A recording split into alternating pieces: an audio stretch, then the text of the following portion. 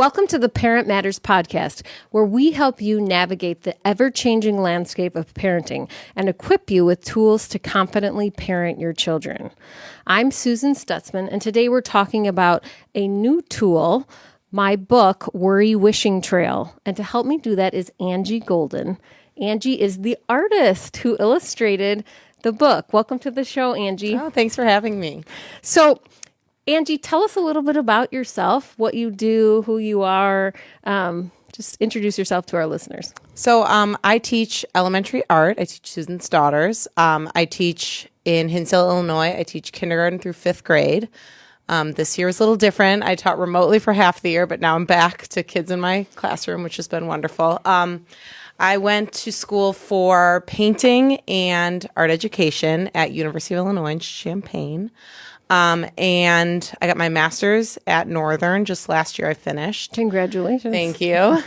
And now I'm kind of doing a lot of some freelance art projects like this. A lot of projects came up during the pandemic because I think people were like working on their passion projects or things that they have time for. So that was kind of nice. This is my first book that I've illustrated, but since I've had another person ask me to, so I'm starting another one.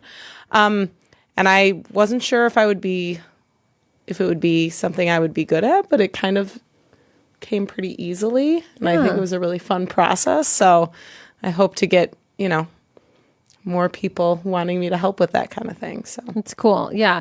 And I know, so I'm just going to share with our listeners a little bit about this book. So the Worry Wishing Trail is basically in book form, a technique that I use with kids who are dealing with anxiety. And it's something that I use in my life as well, because as a child, I dealt with anxiety and had to learn how to use coping skills and how to actually, instead of stuff my anxiety away, to become a friend to it, see what it needed, help it out, and then let it go so that it didn't become bigger and bigger and bigger in my life.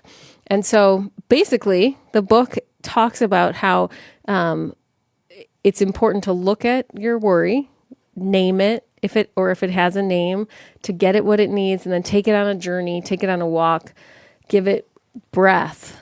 Mm-hmm. So the breathing in and out, letting it pass through. Because one of the things that I've learned, and I love to share with my clients, is that worry oftentimes will manifest itself as a somatic feeling, or so like a body feeling, or start becoming something inside of us. So like our tummy will start to hurt, or our arm will start to ache. And sometimes then it moves around.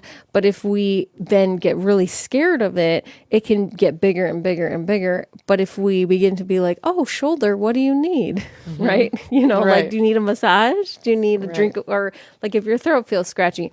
And so you came along and helped me illustrate it. Tell me a little bit about illustrating and how that is a way in which you can kind of create picture or concepts, create and help concepts come to life.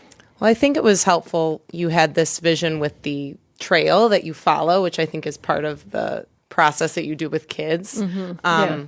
And so that was helpful to kind of see that. And then, working with kids, it's my whole idea here was to try to get images that kids would understand. So the text could, work with the pictures, and then also work with this trail that goes through. And there was just pretty simple images, but it was helpful to like have a color scheme and kind of look. I looked at a lot of books that I have in my classroom that I know are popular books in the art world, and the color scheme is kind of like a dull colors, and I thought that was good. And then we kind of talked about how it brightens up as the worry goes away. I felt like it was able to flow once I was able to see the picture, and once I started drawing and kind of had the little kids that are in the book, once I had those characters, it kind of came really easily, and how they interacted with the line. And the line really helped me see the end and how it all came together, I guess. Yeah. No, I think, and for those of you who are listening, part of this line in the book is this trail, and if you walk it or you use your finger to trace it, you begin to realize like it can also be a way to help kind of like balance out your system or your anxiety, or a term that I use is like regulate. So you're like, really highly anxious. And as you begin to do these breathing exercises as well as like finger movements, or if you truly can get up and walk, that's great too for anxiety. Yeah.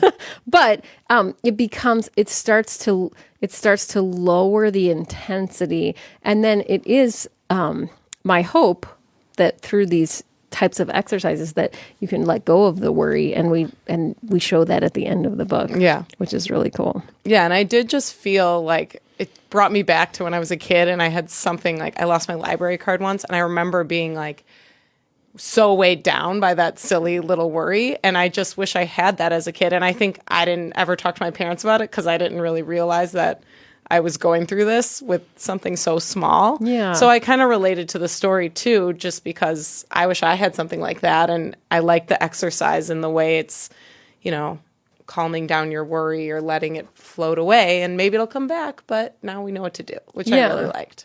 And, Angie, one of the things that I love about children's books is that oftentimes there are books that are specifically therapeutic. So they're targeted to address an issue that someone's dealing with, either with mental health or with something that is bothering them, right?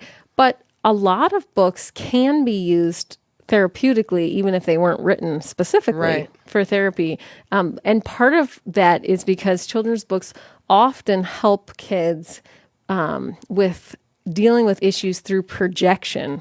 So they're like not a scary topic like worry, or a scary topic like bullying, or even like a baby being born, right? Like sometimes kids are like, what in the world is happening, right? It actually begins to give them information, but outside of themselves. So instead of being like, hey, you're dealing with worry, let's talk about your anxiety. You're showing them, oh, this other kid or other children or some other character has dealt with something like that. And in therapy, we often, one of the things I'll say for our listeners is that oftentimes books can be really therapeutic, and we can use them to jump into processing with children. So it's even helpful with any type of book to start conversations about hard topics or about something you want to teach your child, like stranger danger, right? Like we have this book at home. It's called Be Aware. And it's about strangers. And it's about strangers, and it's about kids going to school, and, and all these things. And it's a fun book, but it's not the be all end all, right? But it's also not like, hey, don't ever jump, like if there's a white van coming down the street or something, and freaking kids out. Because again, like sometimes kids have more anxious tendencies than others. And yet everybody needs to know how to deal with things, all different types of things. Like you said, like it's not that you have a plaguing problem of anxiety, but losing your library card is anxiety provoking, especially when teachers are like, do not lose that. You can't replace it. You can't replace the book. Your parents are going to have to pay $27,000 for the book. Exactly. Oh man, sometimes I'm just like, don't get library books. Although that's not true. That is not what I really mean. But I'm just kind of like, oh dear, we got to make sure we have to keep these in order. Yes. So I'm curious. This isn't just about the book that we worked on together, but I'm selfishly, I'd love to just ask you a few questions about art, because I also find that sometimes the process of art can be really transformational. So you talked about in the process of drawing out these pictures and creating art in the book, that you went from duller colors to brighter colors, and using the image to show transformation, not just words. Can you talk a little bit about how you help kids, because you work with young kids, create art, understand art, and how art can also be really a wonderful way to help with a I don't know what the word is, but like just kind of, I don't know if there is a word, but it's a wonderful way to not only create a well-rounded child, right? But it can also open our eyes to so many different things and namely perspectives of other people and just eras and all different types of things. But tell us a little bit about that. I mean, I'm not an art. Yeah, no, major, and so you're like, think, okay, I'll talk. No, but I think a lot of people think, my job is to teach kids how to draw, and that's kind of not what my job is, because I know most kids are not going to end up being artists. Mm-hmm. And I think there are a lot of kids that are going to go into some creative field, but they don't have to know how to draw a portrait or draw a person in proportion to get there. Mm-hmm. And I think, like, obviously I tie that in because that's the curriculum, but a lot of what I teach is I use something like an artist or even a career or something that they can relate to, and then we kind of go off in a different direction. And my idea is always for kids to use their own ideas. Like, I don't want to, and I know when I first started teaching, it was like, okay, let's all draw a flower. And then we all draw a flower together. And that's fine. But like, if they're not making decisions, then it's not really helping them in other ways. And I think, especially now with like all the testing and everything that's going on in their classroom, they don't get a lot of time to just make their own decisions and kind of try things out, and then sometimes fail and it's okay. And I think in art, that's the place to do that. Mm-hmm. And I just, like, personally, I think a lot of people don't know about contemporary artists. And I think I follow this website that every day I look on it and there's always something that I can connect to something else. Like today there was a woman that's making soup cans, but like the soup inside. And they're all Andy Warhol's soup cans, like all of his flavors they use, but she made sculptures out of soup. And I show that to kids, and kids think that's awesome. And then I can still talk about Andy Warhol, but we can talk about contemporary artists because there are people out there making art. And even in, around here too, like in the suburbs in Chicago, there's a lot of cool things I can show kids. And I think the best is when I get an email from a kid that went downtown for a show and they found a mural that I showed them or whatever, just like that they can think about that. So I'll just tell this story just because I think it connects a little bit, is that when I was in undergrad, I was a music major and I majored in violin, and I taught violin to young kids. And one of the children that came to lessons, his grandmother was an artist, and so we worked out a bartering, and she did a lot of mixed media with collage elements. Mm-hmm. And it was fascinating. I mean, I have some of her original art in my home. Oh, and cool. It's what I really want to say is that when I asked her if she would come to one of our violin group classes and if she would paint while we played, the children played, and to help the children to understand that music can influence feelings in a certain way, and art can be influenced by music, and music can be influenced by art. And I mean, like, that we're all feeding off of each other. And I felt like it was a really eye-opening experience for not only for me, but also for my students at that time, just because it was a really fun way to kind of merge two different art forms. Yeah. So like the, performing art and art. I feel visual art. Visual art. Yeah. Yeah. That's really awesome. But I'm curious how you see merges like that on a day-to-day basis, and what you hope that children are getting out of art. I think I see it all the time. I see a lot of kids, like, and I try to bring this out in them, but they are showing like even just things that they're interested in their art. And sometimes that's math and they don't like drawing. And sometimes we can make that work with a project. And I try to keep things loose, especially for the fifth graders, like the older kids.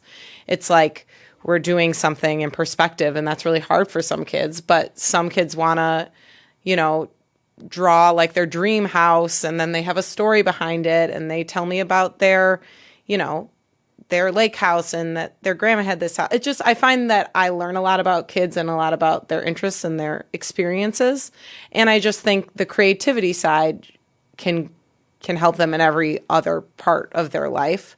And I think a big part is the making mistakes and fixing and changing them and knowing that like you don't have to look like yours doesn't have to look like your neighbors. And I think in a lot of other places it's like you get an A on a test, you get a C on a test or whatever. And in art, it's like you don't get graded for how good you draw it.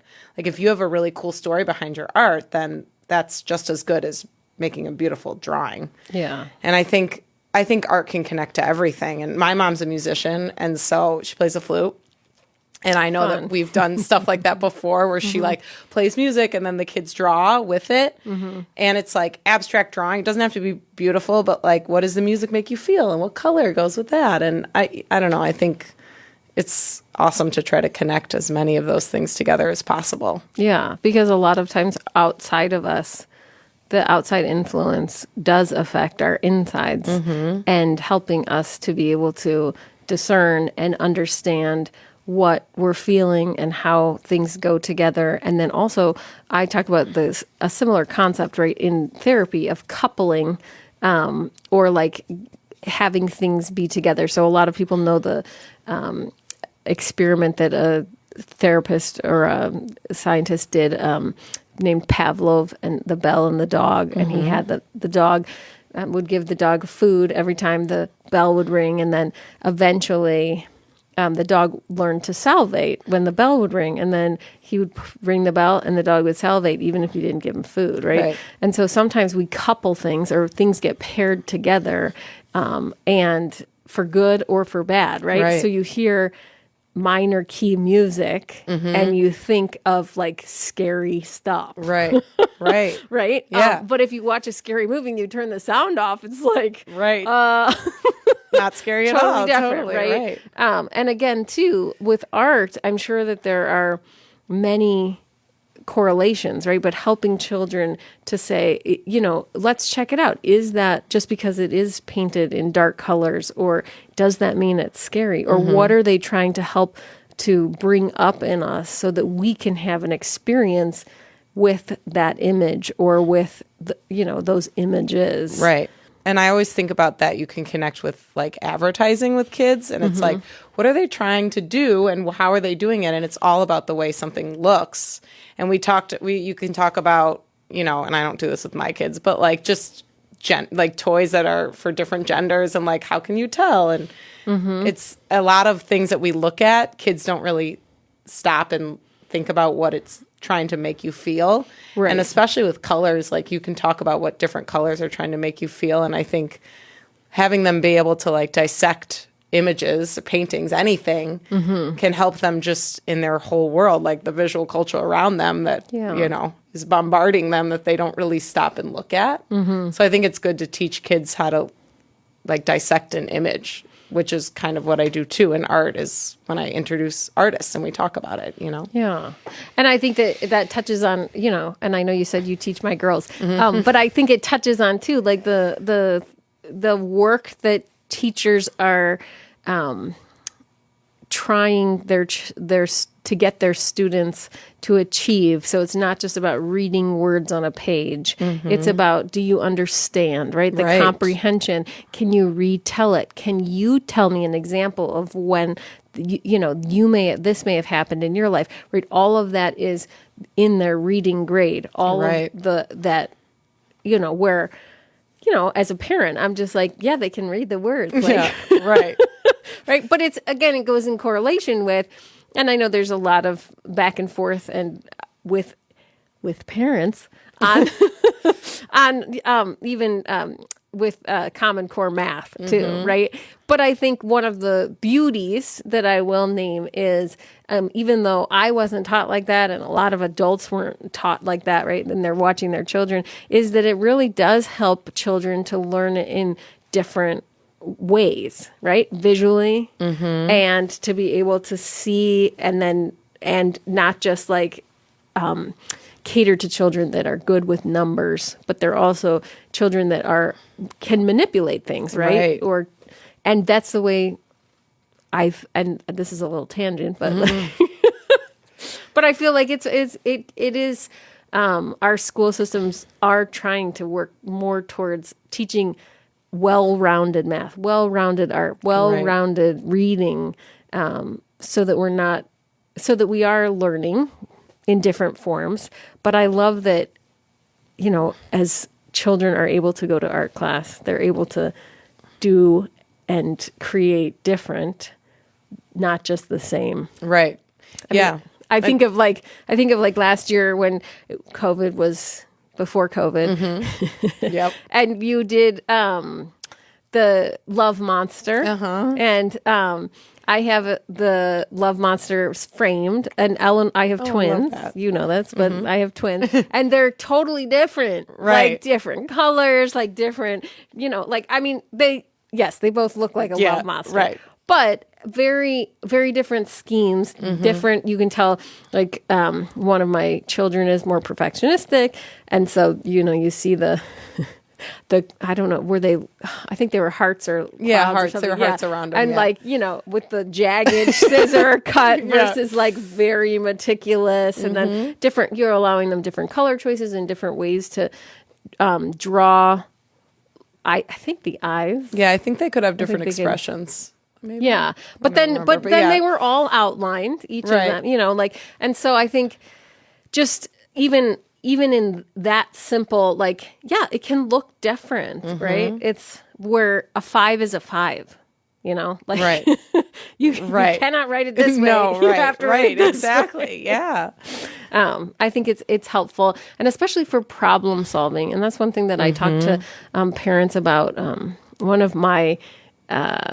of my go-to books for problem solving is Harold and the Purple Crayon. Okay. Love that book. I also I feel like a newer version is the Book Without Words, Journey. Have you seen that? I've heard of it. I don't think I've read it. It's beautiful art, but the girl has a red crayon, and it helps her, and it just is helpful in imagining like different possibilities. And if you don't have something, how can you get it or create it? And I think art does a beautiful job of that. And then it's so cathartic too. I feel like pictures can just make you laugh. They can make you cry. So many things. Yeah. Well, and I was thinking, like, illustrating this book, it was like hours would pass of me working on it. It was just like, and I haven't done that, which is my fault. I should be doing it more. And it's like only if I have a project, but I just know for myself, it's like so calming, and like time goes by so quickly, and I like get lost, which I think is sometimes that happens at school. Like everyone's quiet and I'm like, what's happening? And they're just all so engaged. And that's something I love too. And it probably helps like everybody calm down before they go back to wherever they're going. You know? Yeah. I feel like it's a very regulating activity, art is, and not only, activity, but a job, Yeah, right. Yes. It can help you begin to settle into an experience. Definitely. So. Yeah. Well, Angie, I would love to just ask, if as parents are reading books to their children, not just our book, Worry Wishing Trail, but other books, like what would you say to parents, to our listeners, what is something that they could begin to help their children look for in art, or use the pictures for differently than maybe I would say, the mass public does with books? Yeah, that's a great question. I think with books with people in it, I think asking them to tell you about the expressions and what they look like they're feeling, or what they think is happening based on what they look like. And sometimes I do that before I read the words, and just like, what do you think is going to happen here? Does this look good or bad? And you can do that with color too.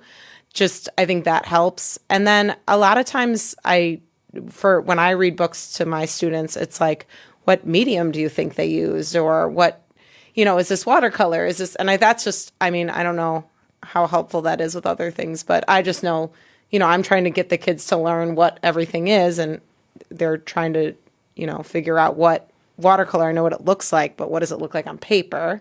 Yeah. And, and maybe, what images they like more and why.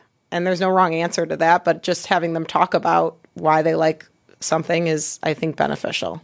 Yeah. No, and I think it's like what you're describing also leads into like just having more open-ended conversations versus let's read this book and go to bed. Right. It's like find a time to read that's not just before bedtime or a time to just go and sit at the library. And like, I know that not a lot of people are doing that right now just because of the season of life. But I know like even Hinsdale Library says, you can stay for an hour. Oh. I was there. We were there the other day and I was like, oh, that's nice. That is nice. And just like sitting down and looking at books, not that you have to take everything home, but just being like, hey, let's do a scavenger hunt and find a book that is something that you might not necessarily usually pick up, right? Like, depending on what your child is into, like trucks or princesses or Mo Willems. We do a lot of Mo Willems right now. Mo Willems. And asking those types of questions, because I think, it's really important for children to become good problem solvers. And if we're not, I think, and I'll just say this, and I'm not going to like get on a soapbox, but sometimes, especially with so much in our culture that is internet based or social media or media, like you aren't interacting as long as we were just a few years ago, even with images, with people, with conversations. And I think that's one of the things that I truly appreciate about children's books, but also art and slowing down, is to become more aware of our surroundings and be able to also like begin to just be curious and wonder what is going on, what is happening in this book, what does it make you feel?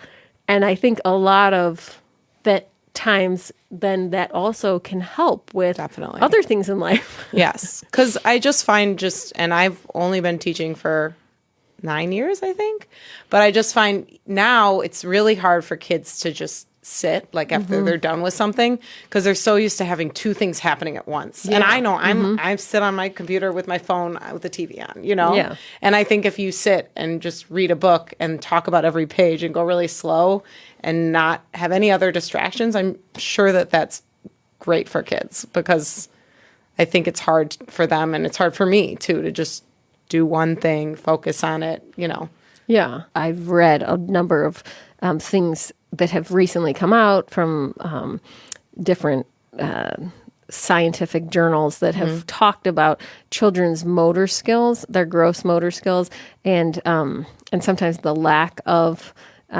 utilizing them. Oh, that's interesting. Because of the way in which we access information, and how important it is to be able to use gross and fine motor skills. And I think too, to begin to appreciate that we don't just have to finish something really quickly, right? But we can look at it and say, what else might it need? Or do you, what does it make you feel? Do you feel like you want to add anything? Do you want to subtract, right? Like this.